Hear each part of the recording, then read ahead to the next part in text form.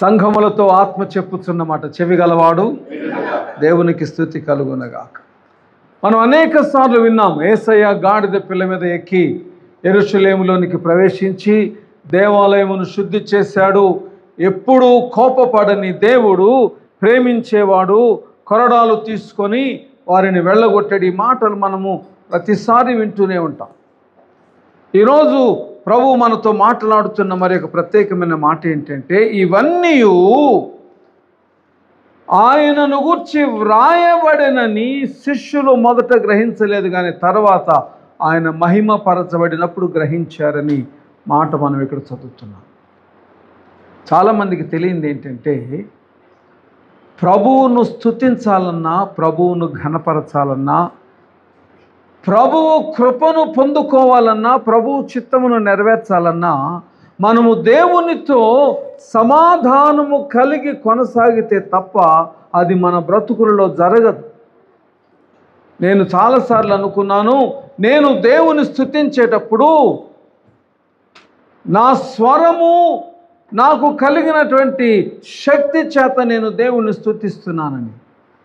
కానీ నాకు తర్వాత అర్థమైంది ఏంటంటే, నా స్తుతికి కారణభూతుడైన దేవుడు స్తుతించడానికి నాకు స్వరమును, స్తుతించడానికి నాకు ఆశీర్వాద అనుభవాన్ని ఇచ్చి రాడు కనుక నేను స్తుతించగలుగుతున్నాను. నేను ప్రార్థించేటప్పుడు నేను అనుకునేవాడిని, నా వాక్చాతుర్యము చేత, అంటే నాకు తెలిసిన మాటల చేత నేను ప్రభువుని మెప్పించి కృప పొందుకుంటానని.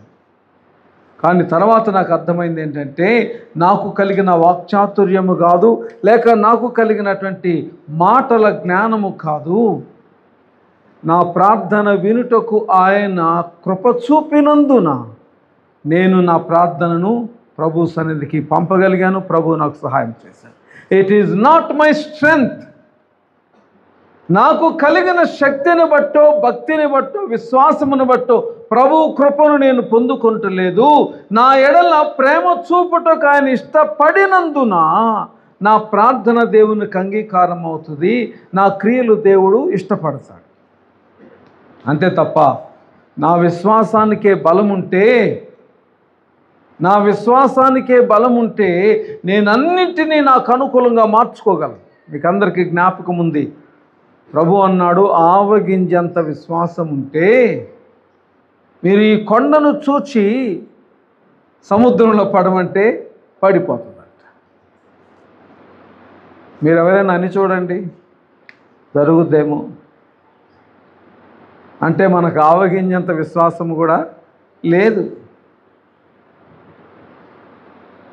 కానీ నా ప్రార్థన అంగీకరించగలుగునట్లు, దేవుడు అంగీకరించగలుగునట్లు ఆయన కృపను పొందుకున్న వారిలో నేను బ్రతుకుట నేర్చుకుంటే కొండను పోయి సముద్రంలో పడమంటం కాదు, ప్రభువు నాకు అనుకూలంగా సమస్తమును సమకూర్చుచూడన్న మాట దేవుడు నాకు గుర్తు చేస్తాడు.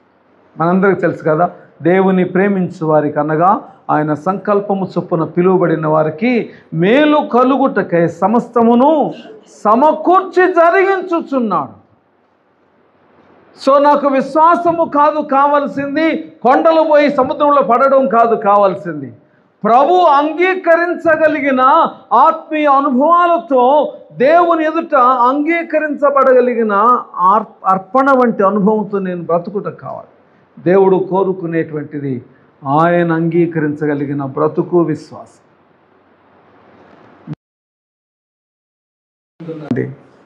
ప్రతి క్రైస్తవుడు దేవునితో చెప్పే మాట ఏంటంటే, నన్ను అర్థం చేసుకో ప్రభువా,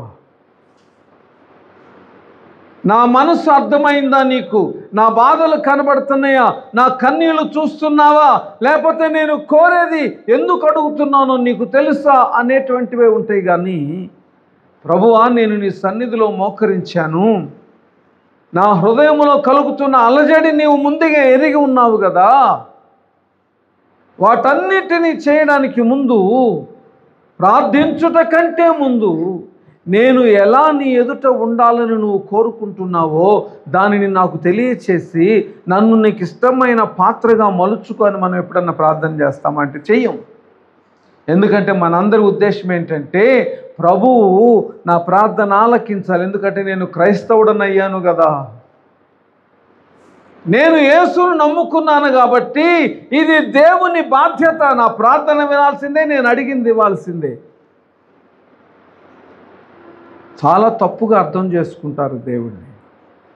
నేను ఎప్పుడూ చెప్తాను, ఇప్పుడు చెప్తున్నాను, నువ్వు ప్రార్థించినా ప్రార్థించకపోయినా, నువ్వు అడిగినా అడగకపోయినా ప్రభువు నీ కొరకు దాచి ఉంచిన ఏ మేలును నీకు ఇవ్వకుండా తన దగ్గర దాచుకోడండి. ప్రభువు నీ కొరకు దాచి ఉంచిన ఏ మేలు నీకివ్వకుండా దాచుకోడు. దేవుడు అన్యాయస్తుడు కాడు. ఎంతమంది నమ్ముతారు ఈ మాటని?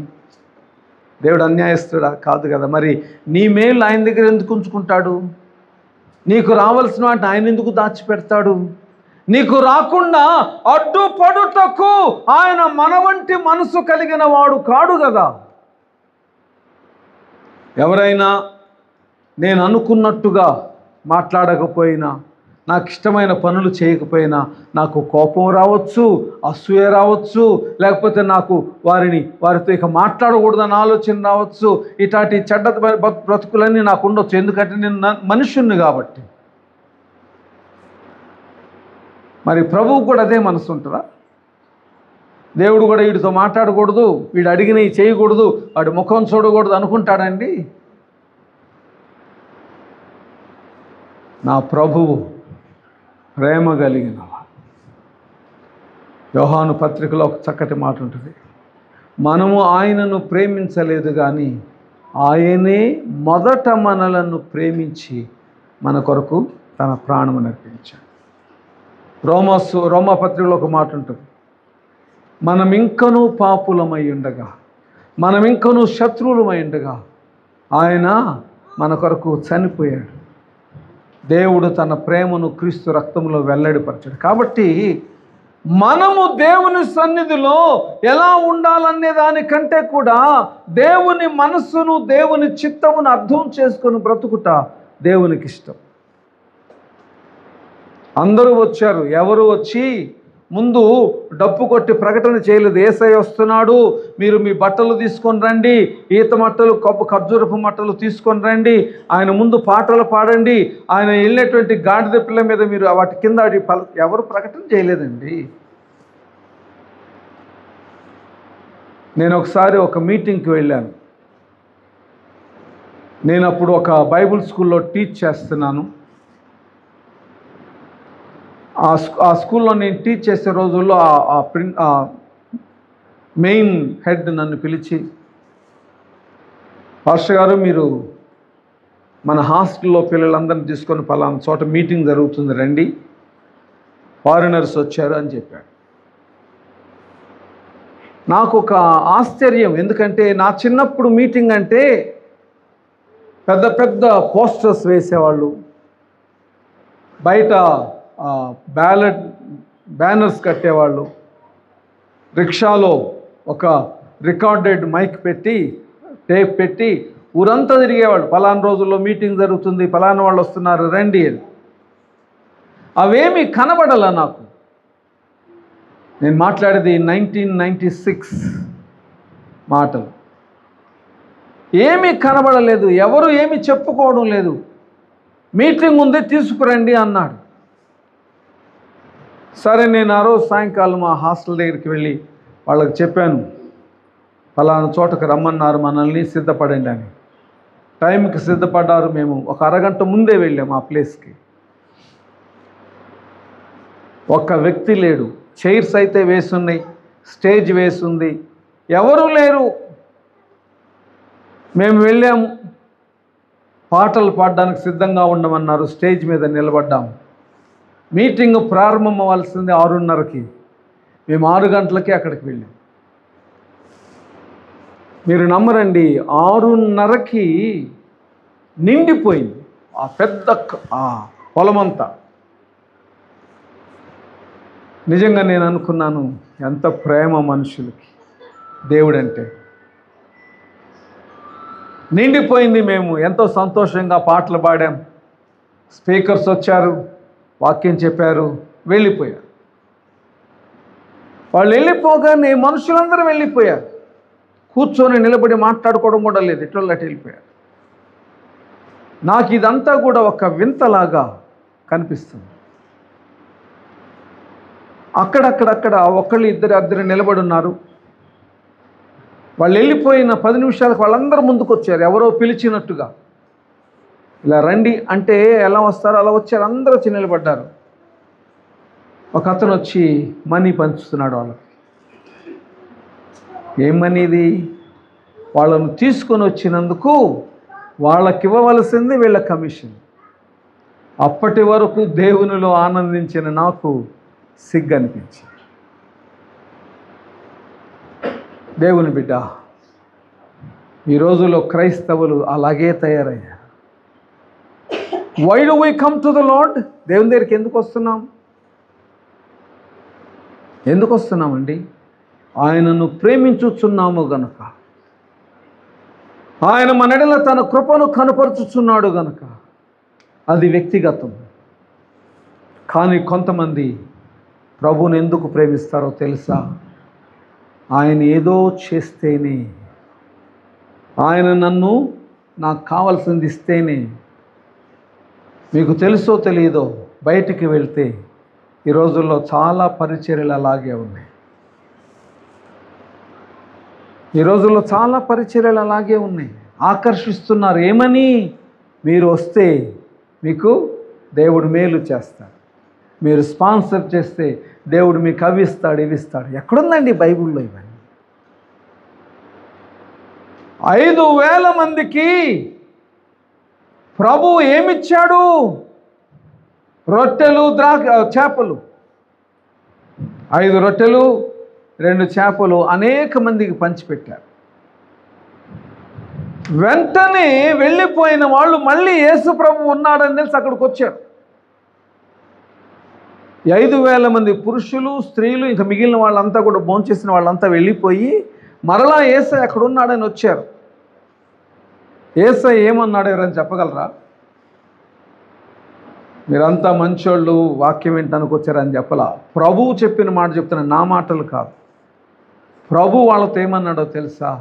మీరందరూ భోజనం కోసం వచ్చారు కదా, మొన్న భోజనం పెట్టాము, ఇప్పుడు కూడా మీరు భోజనం కోసమే వచ్చారు కదా. నేను అనలేదే ప్రభు, నేను నీతో చెప్పలేదే. ప్రభు అంటాడు, నేను నిన్ను ఎరిగి ఉన్నాను, నేను నిన్ను ఎరిగి ఉన్నాను. ఇక్కడ వీళ్ళంతా ప్రభు వెంబడి వెళ్ళారండి. హోసన్నా హోసన్నా అని స్తుతించారు. ఇక్కడ మనం చూస్తే ఇక్కడ హోసన్నా, ప్రభు పెరట వచ్చు రాజు, స్తుతింపబడును గాక అని అరిచారు. అంతా బాగానే ఉంది. కానీ ఆయనతో ఉన్న శిష్యులకే ఇదేం అర్థం కాదు. పేరుకే శిష్యులు వాళ్ళకి అర్థం కాల. యెహోవా మహిమపరిచినప్పుడు, ప్రభువుని యేసయ్య మహిమపరచబడినప్పుడు అర్థమైంది ఏంటంటే, ఆయనను గూర్చి ఏమి వ్రాయబడినవో అవే జరిగాను. ఎందుకు ఈ మాటలు చెప్తున్నానంటే, దేవుని బిడ్డ, ఈరోజు నువ్వు స్తుతించడానికి దేవుని సన్నిధిలో చేరావు. ఇది నీ ఆలోచనను బట్టి నువ్వు రాలేదు, నువ్వు దేవుని ప్రేమించావు గనకొచ్చావు. ఏదో కోరి దేవుడు మేలు చేయాలని నువ్వు దేవుని సన్నిధికి రాలా. ప్రభువు నిన్ను ప్రేమించి నీ ఎడల కృప చూపునట్లు నిన్ను ఎన్నుకున్నాడు కనుక నువ్వు వచ్చావు. అనుకోకుండా ఇది జరగలేదండి. నువ్వు దేవుని ఆలయానికి రావడం, ప్రభుని ప్రణాళికలో నువ్వు ఉన్నావు గనక నువ్వు ప్రభు సన్నిధికి చేరావు. కాబట్టే దేవుడు నీ హృదయము తెరిచి నీతో మాట్లాడుతున్నాడు. ఏమని? ప్రభు నీతో ఈ దినమన ఏం మాట్లాడుతున్నాడు? ప్రభుని నిమిత్తమై వ్రాయబడినవన్నీ ఆయన జీవితంలో జరిగినవి గనుక ఆయనను ఆయనగా ఎరిగి ఆయనను స్తుతించుటకు నువ్వు సిద్ధపడాలి. శిష్యులు ఎప్పుడు దేవుని స్తుతించారంటే, అవి దేవుని గురించి వ్రాయబడినవన్నీ వారు ఎరిగినప్పుడు స్తుతించారు. ఎరుగకముందు పేరుకు శిష్యులే, పేరుకు యేసుతో కూడా నడిచిన వారే, పేరుకు ఆయన భోజనం చేసిన చోట చేశారు, ఆయన ఘనపరచబడినప్పుడు ఆయనతో ఉన్నారు. కానీ వారికి ప్రభువు తెలియలేదు. చూడండి, యేసును పట్టుకొనగానే ఒక్కడన్నా ఉన్నారండి ప్రభుతో? ఏమైపోయారు? యేసును పట్టుకున్నప్పుడు ఈ 12 మంది ఏమైపోయారండి? బైబిల్ ఏముందంటే పారిపోయిరి. వారికి నిజంగా ప్రభువు విలువ తెలిస్తే పారిపోతారా? యేసు సిలువ మీదకి ఎక్కగానే వీళ్ళందరూ వెళ్ళి ఒక రూమ్లో దాక్కున్నారు. బైబిల్లో ఉంది, దాగుకొనిరి. ఎందుకు? భయపడిపోయారు. యేసునే అలా చేస్తే ఆయన నమ్మిన మనల్ని ఏమి చేస్తారో? ఒక విధంగా చెప్పాలంటే అది అవిశ్వాసం.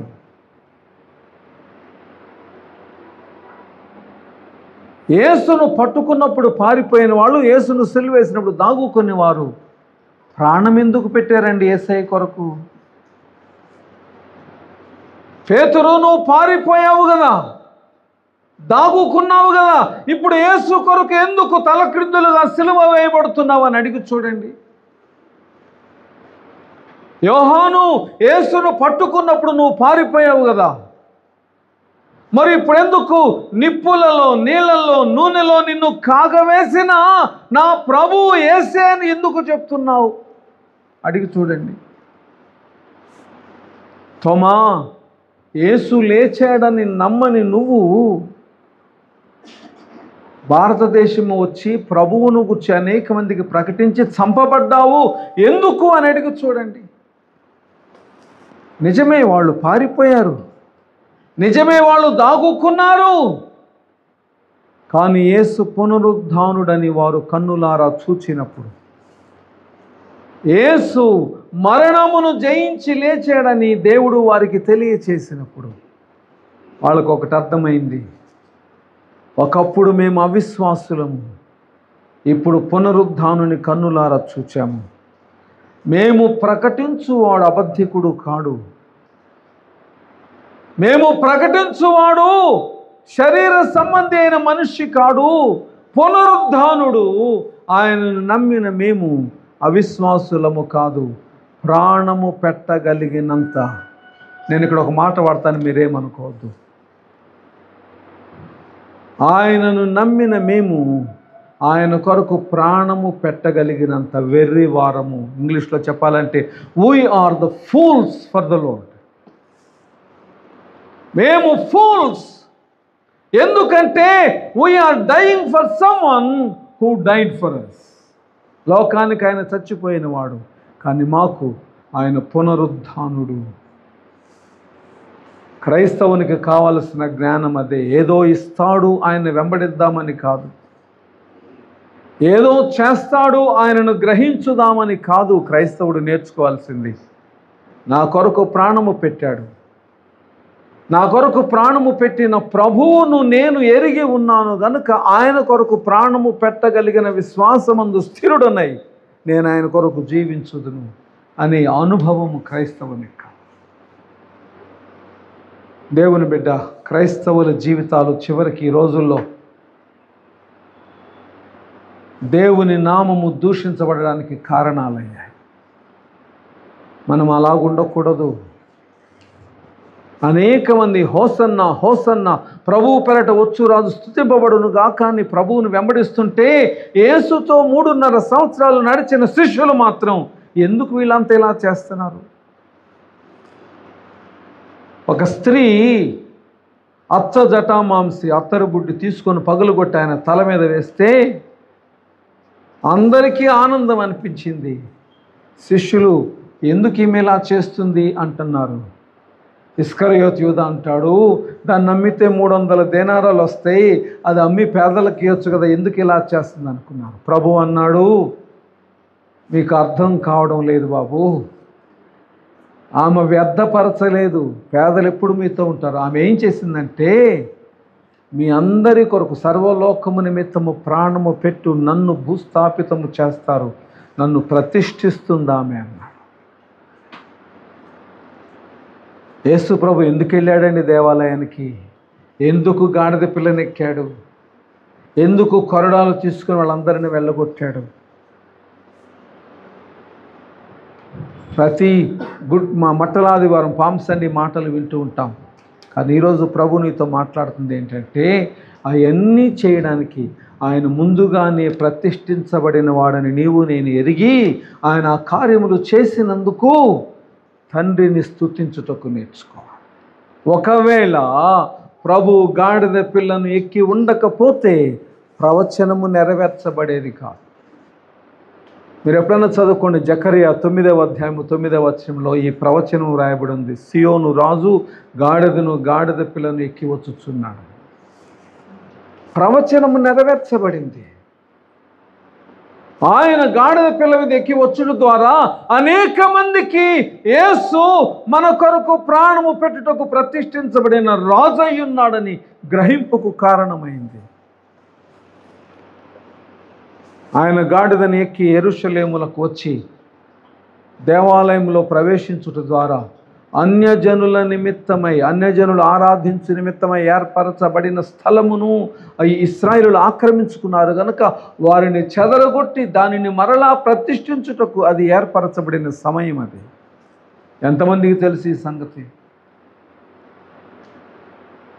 ప్రభువును మహిమపరచుటకు నేర్చుకోవాలి, కేవలము పండగ చేసుకొనుటకు కాదు. కేవలము పండగ చేసుకున్నట్టుకు మనం ఇక్కడ రాలేదు, ప్రభువును మహిమన పరచుటకు మనం ఇక్కడ వచ్చి ఉన్నాం. 17వ వచనం చూడండి, యోహాను 12:17. ఆయన లాజరును సమాధిలో నుండి పిలిచి మృతులలో నుండి అతన్ని లేపినప్పుడు ఆయనతో కూడా ఉండిన జనులు సాక్ష్యం ఇచ్చారు. చాలండి. ఎవరి యేసు గాడిద పిల్ల మీద ఎక్కొచ్చాడు? ఎవరి యేసు అని మాట్లాడుకుంటుంటే మృతులలో నుండి లేపబడిన లాజరుతో కూడా ఉండిన వారు సాక్ష్యం ఇచ్చారు. ఏమని? యేసు ఎవరో కాదు, మరణమును జయించుటకు ఆయన వచ్చినవాడు, మరణించిన వారిని లేపుటకు శక్తిమంతుడు. మనందరికీ తెలుసు, లాజరు సమాధి దగ్గరికి యేసయ్య వెళ్ళినప్పుడు 4 రోజుల తర్వాత 4వ రోజు ఆయన ఏడుస్తుంటే అందరు అన్నారు, ఎంత ప్రేమించాడో లాజర్ అని. వాళ్ళకి అర్థం కాంది ఏంటంటే, ప్రభు ఎందుకు ఏడ్చాడండి? వారి అవిశ్వాసమును చూచి. అక్కడున్న వారి అవిశ్వాసమును చూచి ప్రభు ఏడిస్తే వీళ్ళు దానికి ఇంటర్ప్రిటేషన్ ఇస్తున్నారు. ఏమని? లాజర్ని ఎంత ప్రేమించాడో ఏడుస్తున్నాడని. అందుకే ప్రభు ప్రార్థన చేయాల్సి వచ్చింది. యేసు ప్రభు ప్రార్థన చేయనక్కర్లేదండి లాజర్ని లేపడానికి. నేను పోయిన వారం చెప్పాను, గుర్తుందా? పక్షవాయువు గలవాడిని బాగు చేయడానికి ప్రభు వాడిని ముట్టి నువ్వు బాగుపడు అననక్కరలేదు. ప్రభు ఏమన్నాడు? నీ పాపాలు క్షమించబడినవి అన్నాడు. వాడు లేచి నడిచాడు.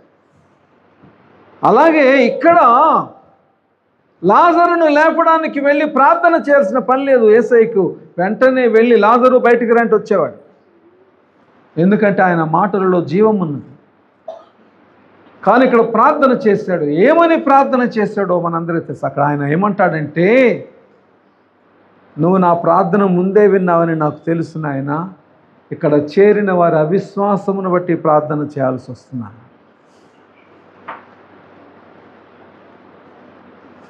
నీ జీవితంలో దేవుడు చేసిన ఏ కార్యమైనా ఇప్పుడు లాజరు సాక్షిగా ఎలా నిలిచాడో అలాంటి సాక్ష్యమై ఉండాలన్నది ఈ పండుగలోని ముఖ్య ఉద్దేశం. మొదటిది, ఆయన యందు నెరవేర్చబడినట్లు వ్రాయబడిన ప్రవచనాలు ఆయన నెరవేర్చుటకు ఈ జరిగిందనేది మొదటి పండుగ ఆచారం, ఉద్దేశం. రెండవది, నీ ఎడల ఆయన చేసిన కార్యాలు దేవుని నామ మహిమార్థమైన సాక్ష్యముగా ఉండుటకు ప్రభువు నిన్ను పిలుచుకున్నాడని ఈ పండుగ చేసుకోవాలని ప్రభువు నిన్ను పిలుస్తున్నాడు. గాడిద పిల్ల మీద వచ్చాడండి. ఈ పండుగ నువ్వు చేసుకుంటున్నావు.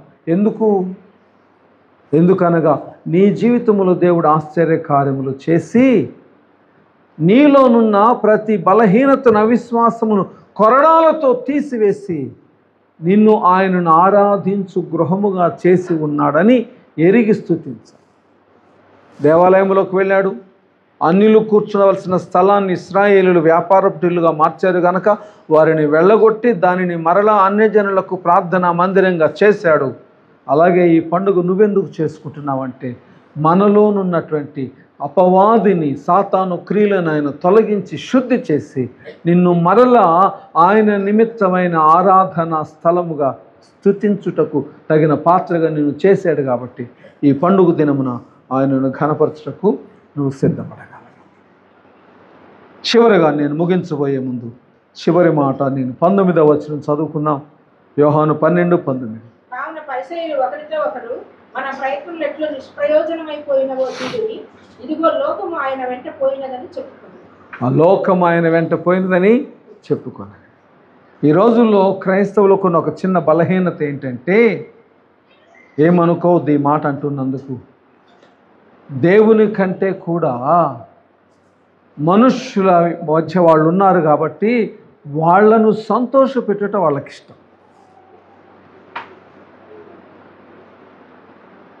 నన్ను నేను సంతోషపెట్టుకోవాలి, నా చుట్టూనున్న వాళ్ళని సంతోషపెట్టాలి. ఎందుకంటే దేవుడు ఇక్కడ లేడు కదా, దేవుడు ఇక్కడ వచ్చి ఉండడం లేదు కదా, ఆయనకేం తెలుసు నా బాధ. సో నేను అంగీకరించబడుట నాకు ముఖ్యం. నాకు నేను అంగీకరించబడాలి. నేను ఎవరి మధ్యనున్నానో వారు అంగీకరించు బ్రతుకు నాకు కావాలి. అందుకే నేను బ్రతుకున్నప్పుడు వేషధారినై ఉన్నా పర్వాలేదు. ఇది క్రైస్తవుని బలహీనత. నేను ఎలా ఉంటే ఏమండి, మనుషులు నన్ను అంగీకరించేటట్టు నేనున్నానా లేదా? గలతీ పత్రిక, దయచేసి నేను చదవాలనుకున్న ఈ మాటను ఎవరైనా చదవండి. 1వ అధ్యాయం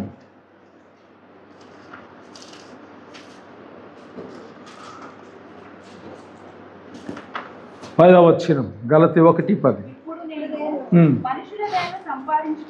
ఇప్పుడు నేను మనుష్యుల దయను సంపాదించుకొని చూచుచున్నానా, దేవుని దయను సంపాదించుకొని చూచుచున్నానా? నేను మనుష్యులను సంతోషపెట్టగోరుచున్నానా? నేను ఇప్పటికీ మనుష్యులను సంతోషపెట్టుకోరు వాడనైతే క్రీస్తు దాసుడను కాకయే పోవదును. ప్రభువు పౌలు ద్వారా గలతీలకు రాస్తున్న మాటలలో మాట ఏంటంటే, నేను ఎవరిని సంతోషపెట్టాలి? మనుషుల్నా, దేవుణ్ణి? నేను మనుషులను సంతోషపెట్టువాడనైతే దేవుని దాసుడను కాకయే పోవుదును. దేవుని బిడ్డ మనుషులను సంతోషపెట్టేవాడు ప్రభువును సంతోషపెట్టలేడు. ప్రభువును సంతోషపెట్టాలనుకునేవాడు మనుషులను సంతోషపెట్టలేడు. అందుకే దేవుని బిడ్డలకు శత్రువులు ఉంటారు. నేను చెప్పేది ఎక్కడో ఉండేటువంటి శత్రువులు కాదు, మనలోనే ఉంటారు శత్రువు. ఎందుకు? వాళ్ళకు అనుకూలంగా మనం నడుచుకోవడం లేదు కాబట్టి. పోయిన వారం చెప్పాను, గుర్తుందా? బైబిల్లో ఒక మాట ఉంటుంది, మేము పిల్లను గ్రోవి ఊదితే నువ్వెందుకు నాట్యం ఆడలేదు అంటారట. దేవుని బిడ్డ ఎవరు కూడా, సేవకుడే కాదు, దేవుని సంఘములోని ఎవరు కూడా వాక్యానికి విరుద్ధముగా మనుష్యుల హృదయాలను సంతోషపెట్టే బ్రతకూడదండి. వాళ్ళు నన్ను ద్వేషించిననేమి, నేను ప్రభువును సంతోషపెట్టు. మనుష్యులను సంతోషపెట్టుట ఈ లోకములో నువ్వు బ్రతుకున్నంతకాలం నీకు ఆనందాన్ని ఇచ్చునేమో, కానీ ప్రభువును సంతోషపెట్టుట ఈ లోకములో నీకు సంతోషాన్ని ఇవ్వకపోవచ్చు, కష్టాన్ని ఇవ్వచ్చు, కానీ మరణించిన తరువాత నిత్యత్వములో ప్రభుని కౌగిలిలో పరలోక ఆనందము నిత్యము నీతో. ఏది కోరుకుంటావు? ఒక మాట చెప్తాను. ఇశ్రాయేలీయులు వచ్చి మాకు రాజు కావాలి, రాజు కావాలి అంటారు. సమూయేలుకు చాలా బాధ వేసింది. సమూయేలు బాధపడతా దేవుడి దగ్గరికి వెళ్ళాడు. అయ్యా ఏంటి వీళ్ళు, నేను యాజకుడను, ప్రవక్తను, రాజుని, నువ్వు నన్ను అంత గొప్ప స్థితిలో ఉంచావు, నేను ఇలా మంచిగా వాళ్ళ మధ్య ఉంటే వాళ్ళు వచ్చి రాజు కావాలి, రాజు కావాలంటారు ఏంటయ్యా అని ఏడిస్తే దేవుడు అన్నాడు, సమూయేలు వాళ్ళు నిన్ను కాదు వద్దంటుంది, నువ్వు అనుకుంటున్నావు నేనొద్దు వాళ్ళకి రాజు కావాలంట అని నువ్వు బాధపడుతున్నావు. వాళ్ళు వద్దంటుంది నిన్ను కాదు నన్ను. వాళ్ళు నిన్ను కాదు వద్దంటుంది నన్ను. మాకు యెహోవా రాజుగా వద్దు, అన్యజనుల ఆచారము చొప్పున రాజు కావాలని వాళ్ళు కోరుతుంది, నన్ను వద్దని. నువ్వెందుకు బాధపడుతున్నావు?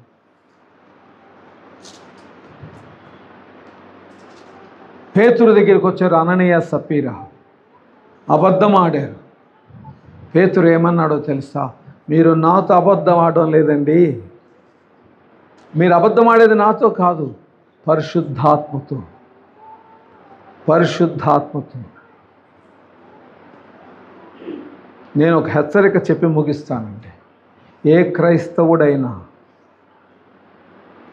ప్రభువును సరిగా ప్రేమించక,